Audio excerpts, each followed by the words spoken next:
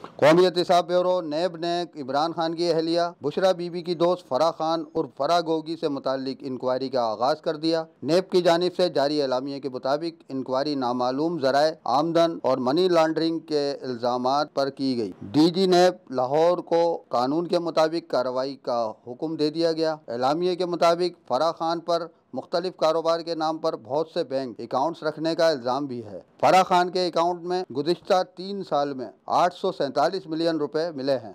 नेब का कहना है कि इतनी रकम फराह खान के प्रोफाइल के मुताबिक नहीं है। रकम फराह खान की ज़ाती अकाउंट में डाली गई और फौरी निकाल ली गई। मीडिया रिपोर्ट्स में फराह खान पर गैर कानूनी जराए से असासे बनाने के इल्ज़ामात लगाए गए थे। नेब एलामिया में कहा गया है कि फराह खान के इनकम टैक्स रिटर्न्स में इनके असासे 2018 से गैर मामूली तौर पर बढ़े।